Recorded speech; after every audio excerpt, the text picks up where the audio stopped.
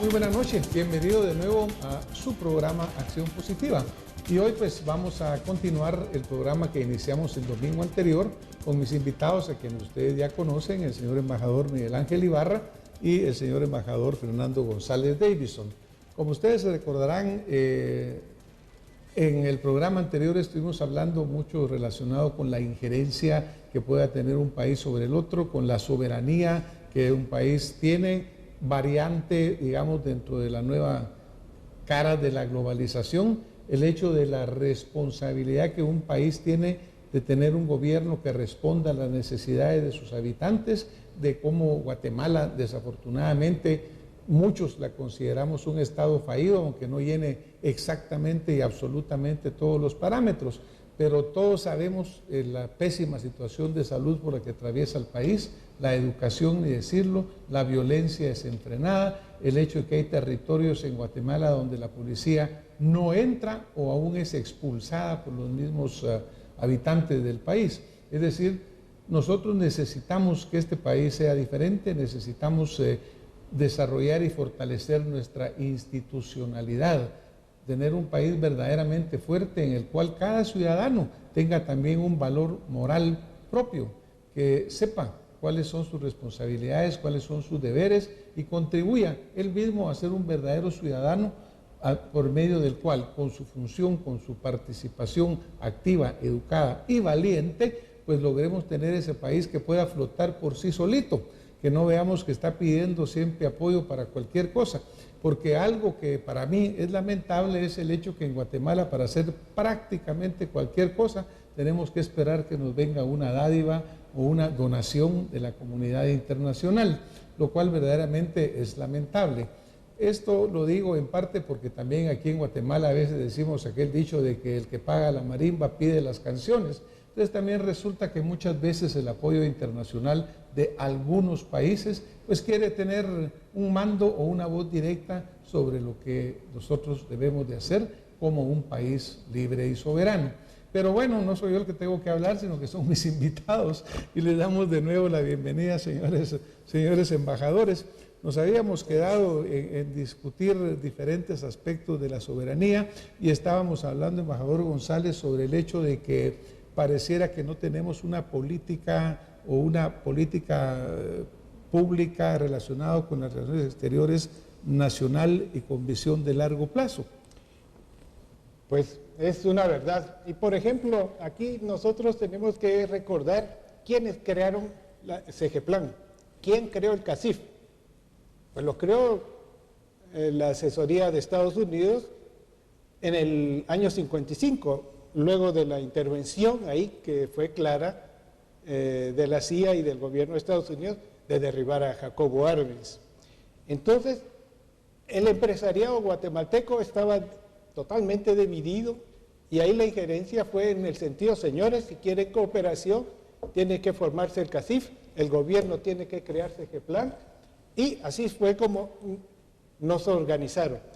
Ya había un antecedente sobre esto. En 1921, la reforma monetaria para toda Centroamérica fue impulsada por Estados Unidos, porque éramos unas repúblicas bananeras que los gobernantes dependían más bien de los intereses económicos. Eso va a detenerse en el periodo de Arévalo y Arbenz, donde van a ser marcadamente nacionalistas. Porque no iban a estar supeditados a la United Company o a los deseos dentro de la Guerra Fría que se instauró de que el nacionalismo era prohibido. Tanto para la influencia de Moscú en el área geográfica como para el área geográfica de Estados Unidos, no iba a haber nacionalismo posible. O estabas con Moscú o estabas con Washington. Nada de medias tintas. Y así se generó el anticomunismo visceral que nos dañó tanto a nosotros en Guatemala, nos dividió a raíz de una pugna de dos imperios, por así decirlo, que era Estados Unidos y la Unión Soviética.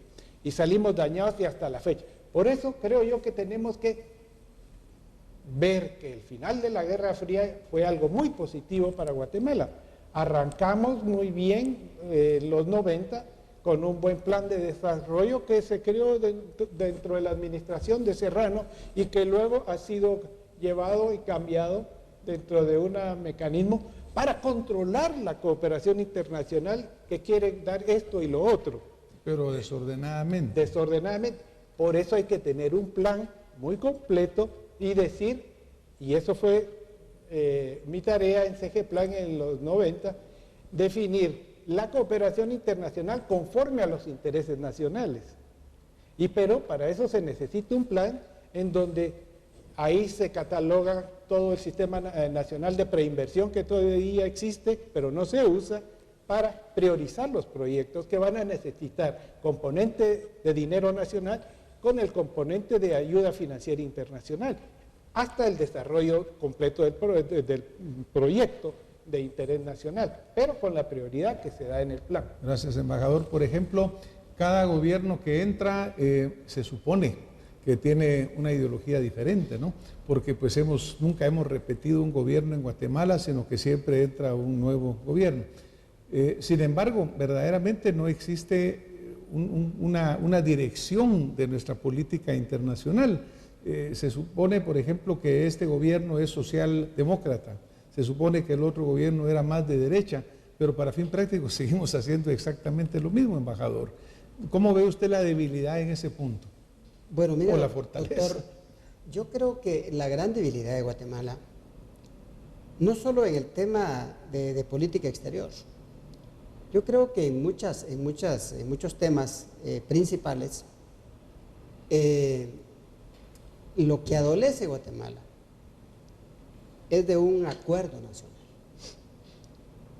Si en Guatemala hubiese un acuerdo nacional de las fuerzas políticas del país y obviamente también el sector empresarial, el sector civil organizado, los sindicatos, que aquí es como mala palabra decir sindicatos por todo lo que los vicios que se han dado, pero creo que si hubiese un desarrollo en estos temas y hubiese un acuerdo nacional en donde dijeran, señores, discutamos sobre 5 puntos, hablemos sobre salud, educación, pobreza, medio ambiente y relaciones exteriores, podría ser el otro tema. Y esta es la política que vamos a utilizar de aquí a 50 años. Independientemente de quién esté gobernando, de esto no nos vamos a salir. Si usted mira en Estados Unidos, ahí hay 2 partidos mayoritarios que han gobernado desde siempre. Pero usted no ve cambios sustantivos en las políticas del país. Gobiernan republicanos, gobiernan demócratas. ¿Por qué? Porque hay un plan de país, que es lo que no hay con nosotros. Entonces, si hubiese ese plan de país, un programa en esos ejes, 5 ejes importantes, creo que no estaríamos en las condiciones que estamos hoy. Y creo que el mejor ejemplo que tenemos muy cerca a nosotros es Costa Rica. Costa Rica inicia un cambio importante para el país en 1948 y hay un plan de gobierno donde participan muchos actores importantes para el país. El desarrollo lo tenemos hoy en día. Costa Rica es un país que no adolece de los problemas sociales que tenemos nosotros. Entonces, lo que ha sucedido en política exterior es que no existe política exterior. Y si algún gobierno la implanta, dice, este es mi plan de política exterior durante estos 4 años, viene otro gobierno y como no hay un plan nacional, viene con otro plan distinto y se termina y lo que empezó el otro, y así cada 4 años estamos repitiendo, y eso creo yo es un atraso muy grande que tenemos en el país y es necesario como retomar ese tema y sobre todo con este gobierno que está empezando, que apenas tiene 2 meses.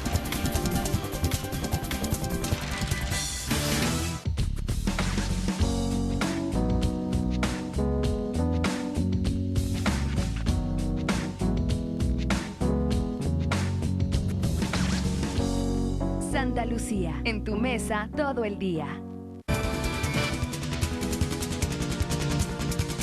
Viene otro gobierno y como no hay un plan nacional, viene con otro plan distinto y se termina y lo que empezó el otro y así cada 4 años estamos repitiendo y eso creo yo es un atraso muy grande que tenemos en el país y es necesario como retomar ese tema y sobre todo con este gobierno que está empezando, que apenas tiene 2 meses. Gracias, embajador. Bueno, quería añadir a lo que decía Mike que por fortuna y Guatemala es parte de los, no solo fue parte en el año 2000 de los objetivos del milenio, que eran 8, que no cumplimos, fuimos de los pocos países en el mundo que no cumplimos los objetivos del milenio trazados en el 2000, y ahora Naciones Unidas ha impuesto 17 objetivos de desarrollo sustentable.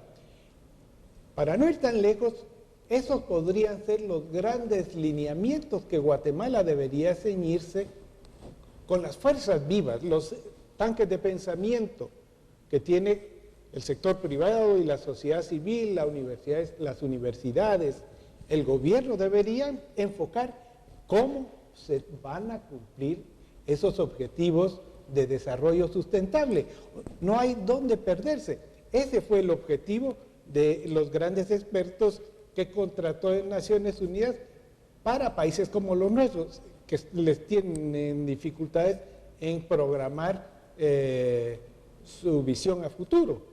Y ahí están, por Naciones Unidas, creo yo que vale la pena, y esto es parte de una tarea dentro de la política internacional de Guatemala, podría ser, vamos, porque ya lo prometió, ya se comprometió, esa es parte de la política internacional.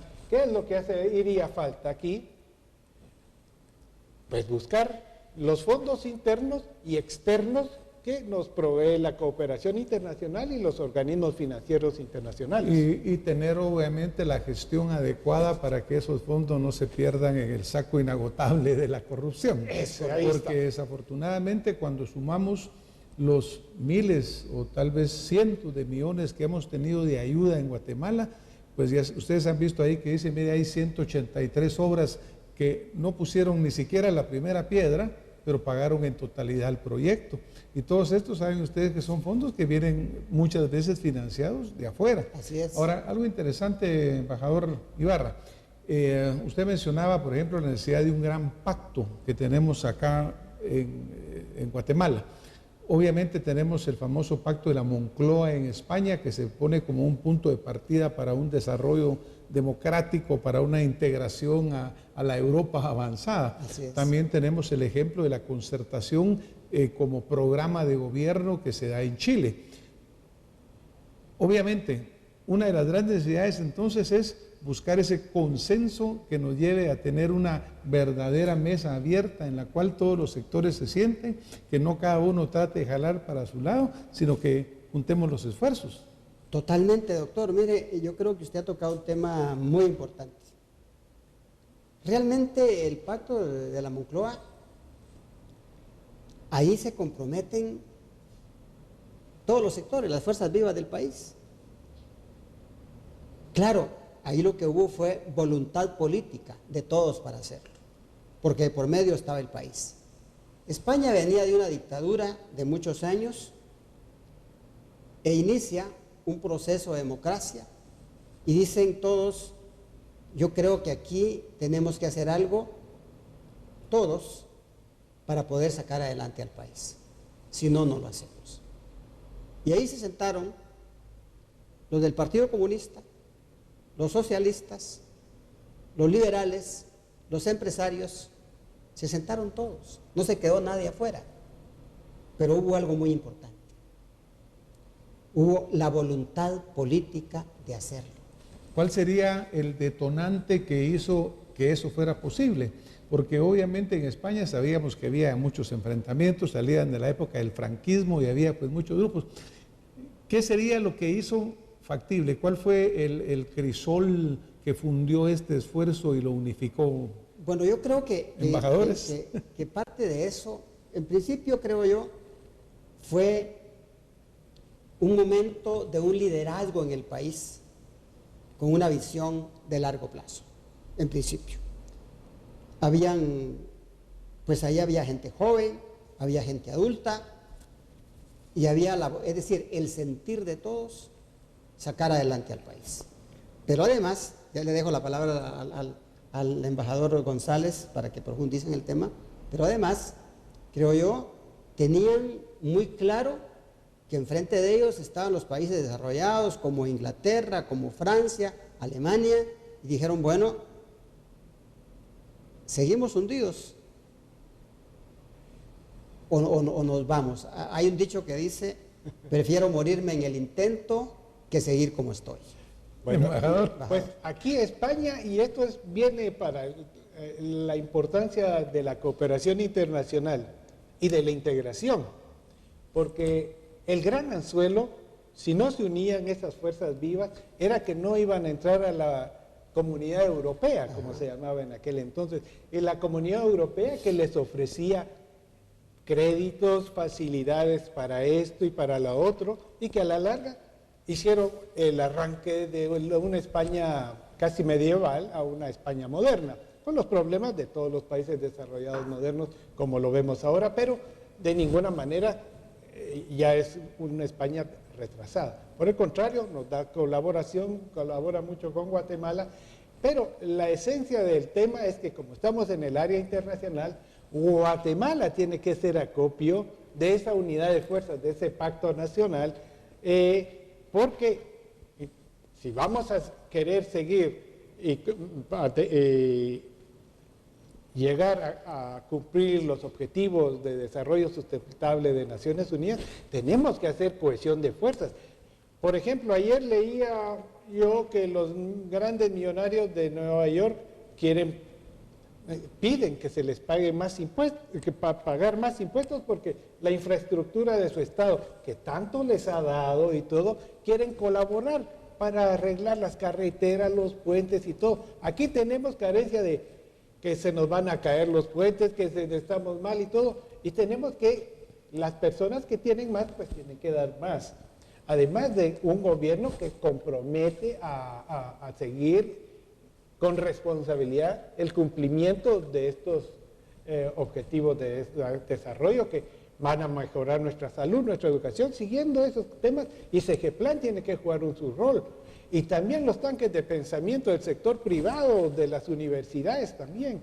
Claro que en un pacto de este tipo, obviamente, hay que buscar los incentivos positivos y por otro lado los coactivos, porque en realidad qué bonito sería decir, bueno, mire, todos queremos contribuir y contribuimos, pero obviamente no es un argumento que justifique, no quiero hacer una apología de ello. Tiene que haber un buen Estado de Derecho. Tiene que haber un Estado de Derecho que haga una buena gestión. Así es. Porque yo les decía, ¿cuántos cientos de millones habremos recibido en ayuda internacional que se han perdido y han ido a engrosar los bolsillos de gente nefasta y perversa? Pues entonces, ese pacto debe ser un pacto que mire todos estos aspectos, porque nada serviría decir estamos de acuerdo y que vuelvan a enriquecerse unos pocos con el sudor de unos muchos. Yo creo que en ese sentido, doctor, el pacto de la Moncloa tuvo el acompañamiento, lo que decía el embajador González, de la Comunidad Económica Europea, porque el fin era ese. Es decir, entiendo que en su momento un dirigente socialista dijo, bueno, no entramos a la OTAN, se oponía, pero claro, no entrar a la OTAN era no entrar a la Comunidad Económica Europea. Entonces, muchos cedieron en sus pensamientos ideológicos por el bien del país.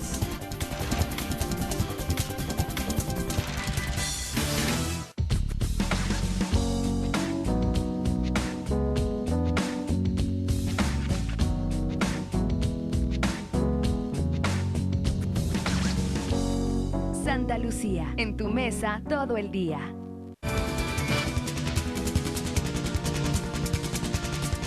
En su momento un dirigente socialista dijo, bueno, no entramos a la OTAN, se oponía, Pero claro, no entrar a la OTAN era no entrar a la Comunidad Económica Europea.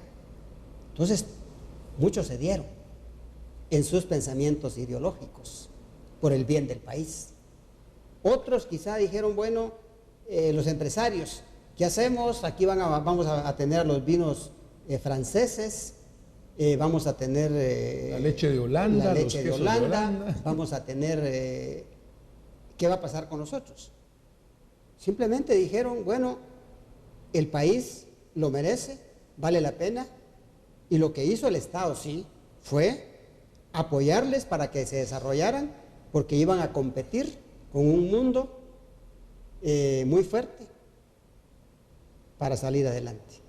Y dijeron, aceptamos el reto, el Estado le da el apoyo y ellos aceptan el reto de invertir más y sacar adelante al país. Pero se requiere ese norte. Fernando, tú mencionabas hace un momento CEGEPLAN, y obviamente será objeto en algún momento de un programa concreto, pero haciendo un poco de análisis de CEGEPLAN, existe desde hace, ¿cuánto? 54, 55.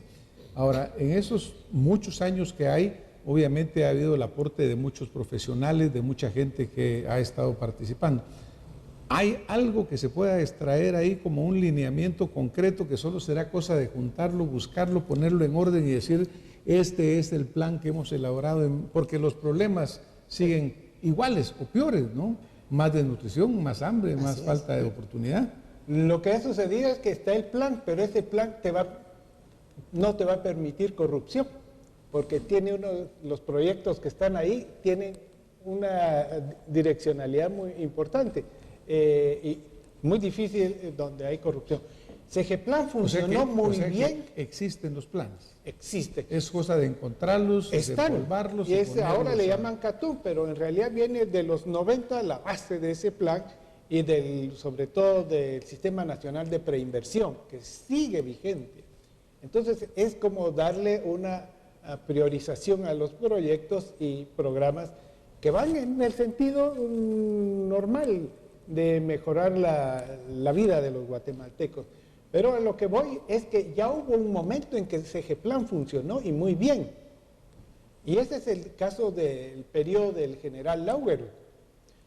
Tuvimos a Guy Rosenthal dirigiendo la CEGEPLAN y ahí se articuló muy bien un plan nacional de desarrollo que tuvo mucho impacto después de la reconstrucción nacional, ¿verdad? Y cuando se quiere, se puede. Y Laugeruth inició una transformación que no se le ha reconocido, pero en su periodo se crearon las grandes hidroeléctricas, Puerto del Pacífico, las últimas grandes obras del país se hicieron en los 70 con él. Fue, según los analistas internacionales, y de estadounidenses, el gobierno de Laugeruth fue muy positivo.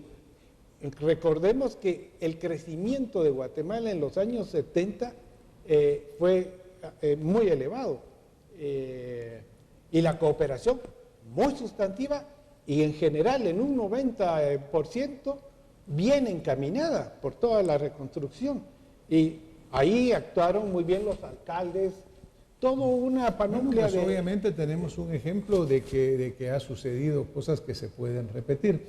Pero miren, el tiempo de nuevo sigue avanzando rápidamente. Yo quisiera tocar un punto muy rápido, y es el hecho que recientemente el señor presidente Barack Obama visitó Cuba después de 88 años de que un presidente norteamericano no tocaba no tocaba la isla, digamos, ¿verdad? El suelo de la isla.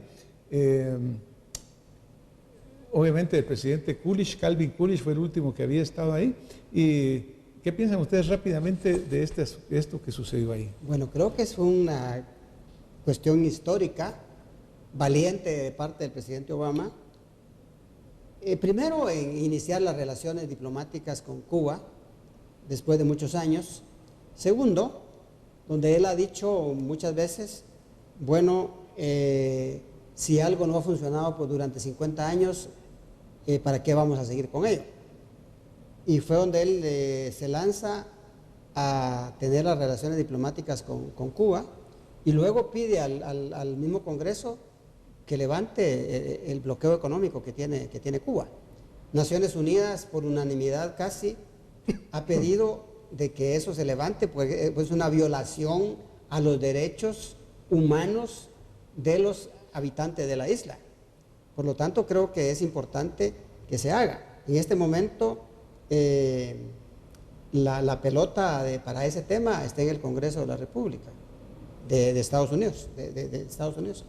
Por lo tanto, desde mi punto de vista, creo que ha sido una acción muy eficaz, muy bien hecha por el presidente Obama y el equipo que está trabajando con él. Fernando, ¿qué piensas? Bueno, yo creo que Tiempo bien reducido, Fernando. es un hito histórico y lo resumo brevemente, mi querido doctor. Creo yo que aquí, tanto Cuba como Estados Unidos se quitaron la bandera ideológica, dieron fin a la Guerra Fría que todavía había entre estos dos países, y eso es lo que Guatemala todavía no ha hecho. Hay que romper la Guerra Fría que todavía prevalece entre nosotros y darnos las manos como se la dieron en algún momento dado para los acuerdos de paz. En esta visita del presidente Obama cuando hace su discurso, hay una parte del discurso que tarda 17 segundos y lo van a ver ustedes ahorita en su pantalla. That Cuba's destiny will not be decided by the United States or any other nation. Cuba is sovereign and rightly has great pride, and the future of Cuba will be decided by Cubans, not by anybody else.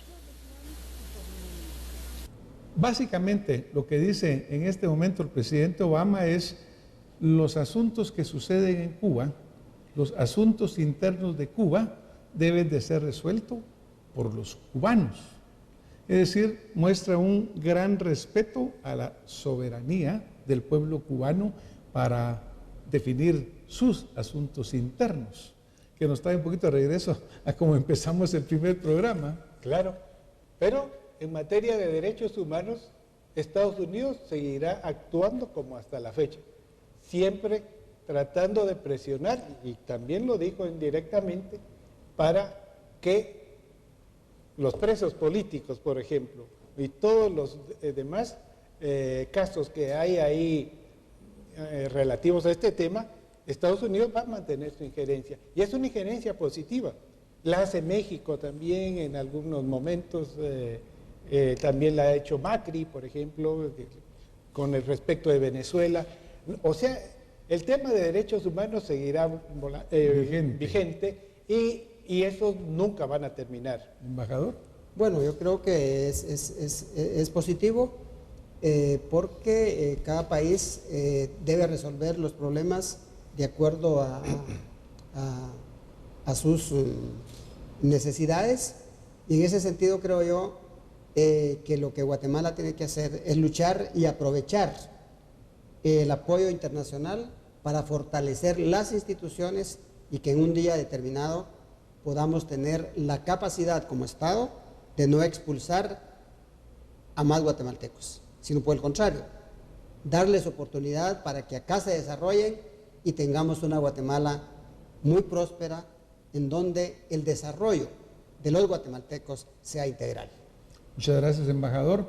Debemos de tener ese valor necesario, esa osadía para dejar atrás el pasado, para ver para adelante, para tener una nación que busque al ser humano como lo más importante, que sea el centro de su actividad, que busquemos que cada guatemalteco tenga oportunidad de educación, de salud, de felicidad. ¿Por qué no? Yo creo que eso es al final lo que todos queremos lograr. Muchas gracias, señores embajadores. Les agradezco haber enriquecido nuestra audiencia con la plática que hemos tenido en estos 2 domingos en que han acompañado, y a ustedes que nos han estado con nosotros, pues gracias, y nos vemos también la próxima semana con otro tema en Acción Positiva. Muy buenas noches.